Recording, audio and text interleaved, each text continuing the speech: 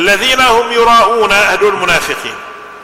ولذلك كان لا يصلي المنافقون إلا أمام المسلمين، ما بصلوا، بس شافوا مسلم الله أكبر الله أكبر الله أكبر، لا يتقن ركوعها ولا سجودها، بس حتى يعرفوا أن هدول صلوا، حتى ما يرفعوا الأمر إلى النبي صلى الله عليه وسلم يقطع رؤوسهم. فهؤلاء يراؤون. وأيضا يا أخواننا هي تصيب المسلمين من فعل فعلهم.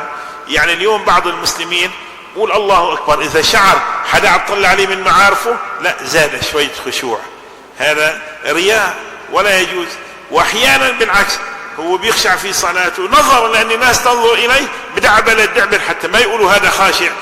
ولذلك يا أخواننا قال من عمل من أجل الناس فهذا هو عين الرياء، ومن ترك العمل من أجل الناس ترك الخشوع. بسجد بقول 7 تسبيحات في السجود، أما طالما الخلع عطل عليه بسوي 3.